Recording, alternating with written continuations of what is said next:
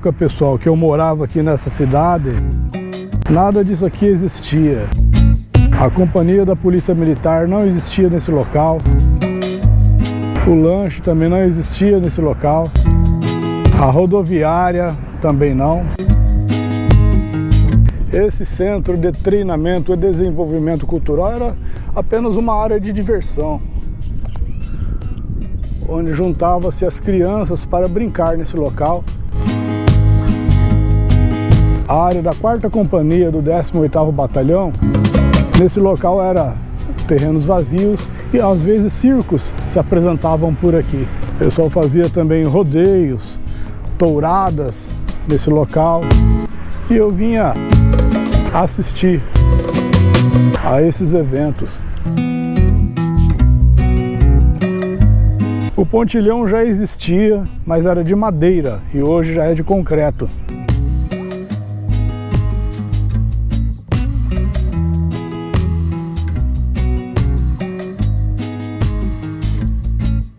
Esse é o primeiro e único prédio construído aqui em Álvares Machado. Esperamos que tenha a construção de mais prédios.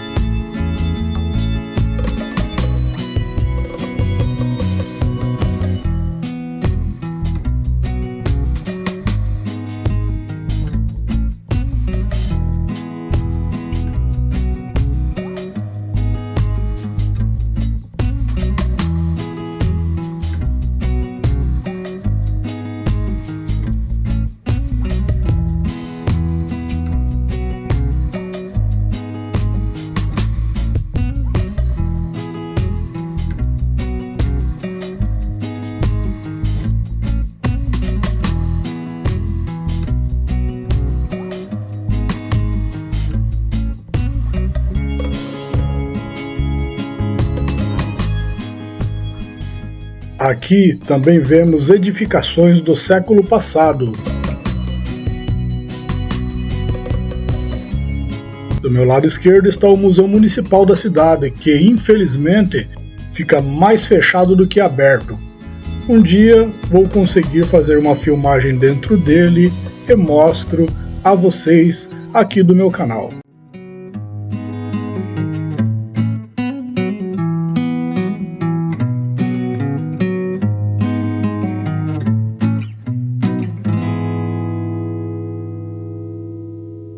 A Casa Álvares Machado está entre os comércios mais antigos da cidade, mas notamos que sua arquitetura já passou por reformas.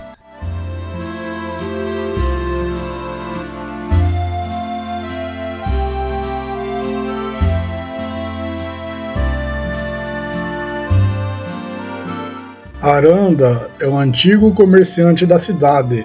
Trouxe progresso e empregos para muitas pessoas. Foi ele que comprou a casa da minha avó aqui em Álvares Machado.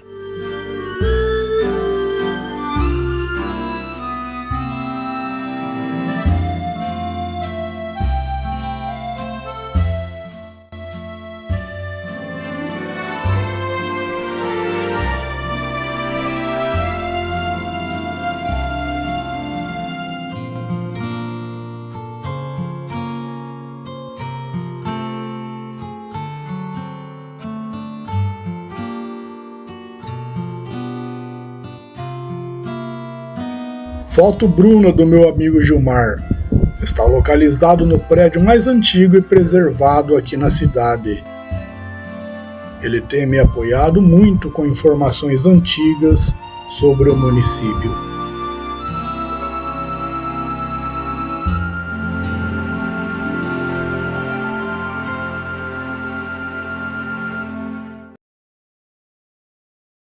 Nesse momento, estou filmando um dos templos japoneses de Álvares Machado. Aqui na entrada, já vemos um torii, estilizado e coberto com telhas. Na cultura japonesa, o torii é um portal encontrado na entrada de santuários shintoístas e templos budistas. Marca a fronteira entre o mundo material e o espiritual. O torii divide dois universos, mas também os une, ele é uma ponte. Geralmente tem duas colunas que sustentam duas peças transversais com as extremidades curvadas para cima. Sempre é pintado em vermelho, pois os japoneses acreditam que essa cor tem o poder de evitar doenças. Conversei com muitos moradores aqui na cidade e todos demonstraram medo desse templo devido a ele ter a suástica como símbolo. Mas isso é pura falta de conhecimento sobre a suástica, pessoal. No budismo,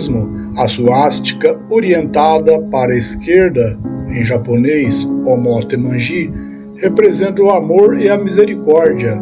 Já a orientada para a esquerda, Ura Manji, simboliza força e inteligência. A cruz suástica já foi usada no Brasil como logotipo de várias empresas antes de se tornar o símbolo do nazismo na Alemanha. Muitas empresas usaram a suástica, como a Shell, que comercializava um óleo lubrificante chamado suástica. A Coca-Cola também usou o símbolo. A Carlsberg usou o símbolo em suas garrafas de cerveja. O símbolo também foi usado pelo exército americano durante a Primeira Guerra Mundial e também era visto nos aviões da Força Aérea Britânica.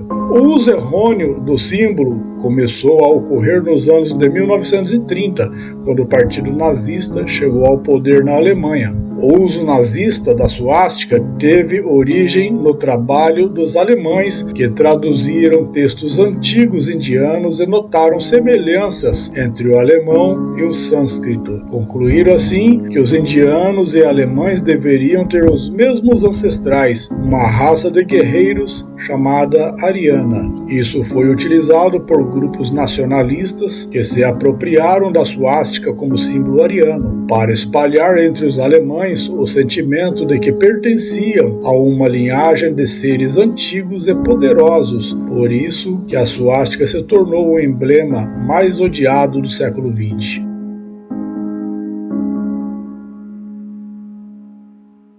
Quando minha avó paterna ficou sabendo da minha situação, ela me adotou e eu morei com ela aqui nessa casa. Mas infelizmente, logo ela ficou viúva e teve que vender a casa para o senhor Aranda. Os metodistas apregoam que a fé e boas obras caminham juntas e o que se crê deve ser confirmado pelo que se faz. A salvação pessoal deve ser expressa em ministério e missão pelo mundo. A Igreja Metodista considera o ser humano como pessoa criada à imagem e semelhança de Deus e que é a realidade para a qual devem convergir todos os recursos da sociedade.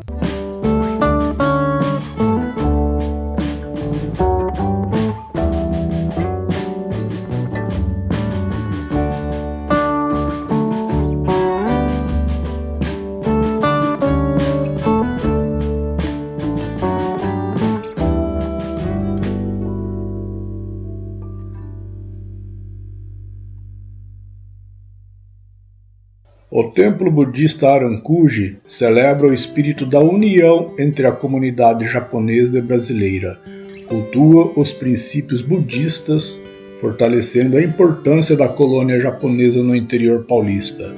O templo propõe momentos de reflexão e agradecimento às conquistas realizadas pelos nipônicos ao longo dos anos.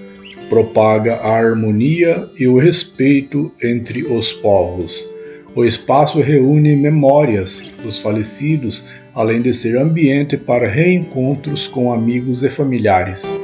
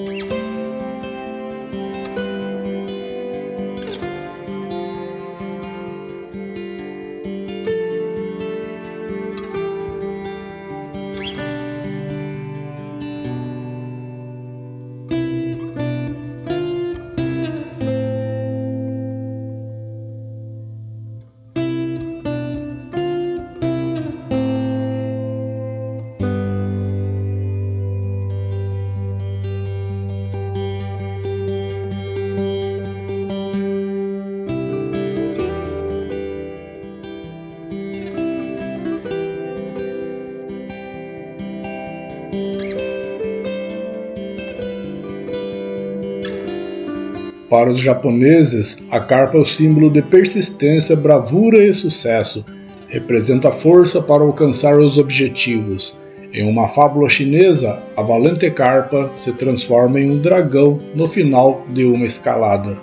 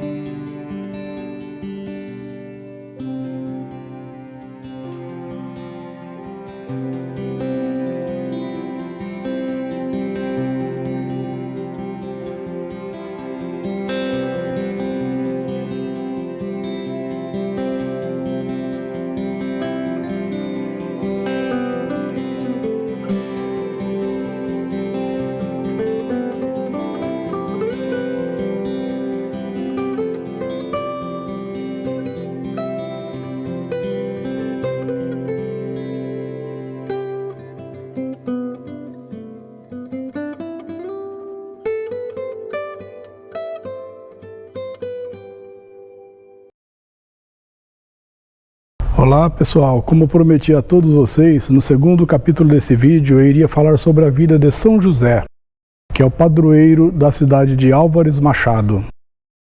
E aqui estou na matriz da igreja de Álvares Machado, São Paulo. José era viúvo e tinha 6 filhos do primeiro casamento. Ele vivia triste com a perca prematura de sua esposa e não queria casar-se novamente, mas recebeu notícia que teria uma nova esposa. De acordo com o primeiro vídeo, eu citei como ele foi escolhido pelo sacerdote, sendo intercedido pelo anjo. Ele se achava muito velho para casar-se novamente e não concordava com essa notícia. Então ele foi falar com o sacerdote, pois tinha 70 anos e sua esposa, que seria Maria, não era uma mulher formada. Ela tinha apenas 14 anos de idade. E o sumo sacerdote o repreendeu, explicando que Maria estaria aos seus cuidados até o momento do casamento. E teriam, sim, que se casar quando chegasse o momento certo. E ele, José, deveria obedecer às ordens de Deus. Então José aceitou e levou Maria para sua casa. Em sua casa moravam seus 2 filhos, Tiago e Simeão, que eram ainda crianças. Pouco tempo depois, José, Maria e seus 2 filhos mudaram para Nazaré. E Maria cuidou das crianças como fosse a mãe deles. Ela era uma pessoa muito dedicada, se dedicava ao templo e passou a se dedicar aos filhos de seu futuro esposo, José. O que aconteceu com José eu expliquei no primeiro vídeo, primeiro episódio dessa série de vídeos que eu estou fazendo. Foi que cresceu o lírio em seu cajado seco, apontando que ele seria o escolhido para casar com Maria e ser futuramente o padrasto de Jesus. Pouco tempo depois, Maria recebeu a visita de um ser misterioso que definitivamente mudou toda a história daquela família. Ela foi escolhida para ser a mãe de Jesus e José, o seu pai adotivo. Isso gerou muito falatório na comunidade e José tentou deixá-la secretamente. Isso resolveria a situação e ele não deixaria Maria passar por humilhação pública. Mas enquanto José estava pensando nisso, um anjo lhe surgiu em um sonho e disse: José, não temas em receber Maria como sua esposa, pois o que está sendo gerado em seu ventre é obra do Espírito Santo e se chamará o Emanuel, que significa Deus conosco. Quando José acordou, ele fez exatamente como o anjo falou e aceitou Maria como a sua esposa. Um fato curioso, pessoal, nessa história é que quando Jesus estava sendo crucificado e quando ele percebeu que chegou o momento da sua morte, ele confiou Maria ao seu discípulo mais amado. E segundo João, a partir dessa hora, ele a recebeu em sua casa, porque Maria já era viúva na época da crucificação de Jesus. Existe uma bênção proferida por Jesus, que diz assim: eu confiei a alma de meu Pai ao arcanjo Gabriel e a Miguel para que o guardassem contra os raptores que saqueiam pelos caminhos. E encarreguei os espíritos incorpóreos para que cantassem canções até que finalmente o depositassem junto ao meu Pai que está no céu. De acordo com livros apócrifos, o próprio Jesus teria banhado o corpo de seu pai José com bálsamo e o sepultado, e pronunciado sobre ele esta bênção. Não se sabe ao certo onde estão os restos mortais de São José. Nas crônicas dos peregrinos que visitam a Palestina, lemos algumas indicações que dizem sobre o sepulcro do santo. Duas delas apontam para Nazaré e outras duas apontam para Jerusalém, no Vale do Cédron. Mas, infelizmente, não existem alegações firmes de onde está o sepulcro de São José. Com o crescimento da Mariologia, a Josefologia também tem crescido desde 1950 e que vem estudando a vida de São José.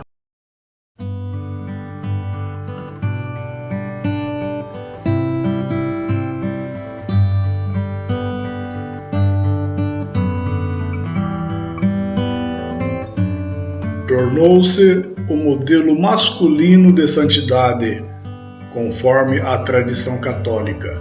Passou a ser venerado como santo desde os cristãos primitivos.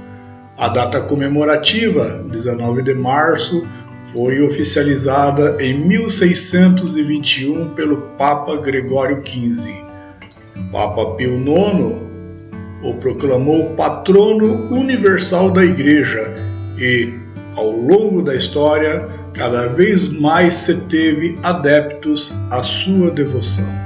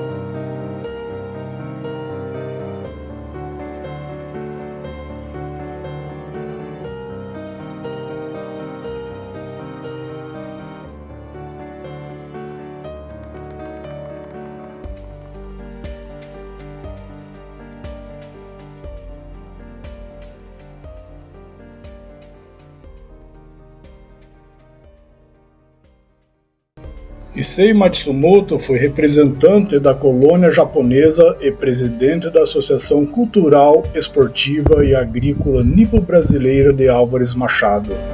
No dia 14 de setembro de 2017 foi inaugurada essa rotatória e nomeada com seu nome. Tem o cemitério da imigração japonesa como sua última morada. Na placa está escrito: "O tempo e a distância jamais apagam as lembranças dos que partiram." Quem realizou essa homenagem foi Luiz Takashi Katsutani, que na época era prefeito da cidade. Esse senhor foi escolhido 2 vezes pelo povo machadense e trabalhou muito a favor de toda a comunidade, tanto japonesa como brasileira. Que Deus o abençoe com saúde, paz e prosperidade. A empresa Matsuda está há 83 anos no mercado brasileiro. É o orgulho de Álvares Machado. Tem como foco principal a produção e a comercialização de sementes para pastagens.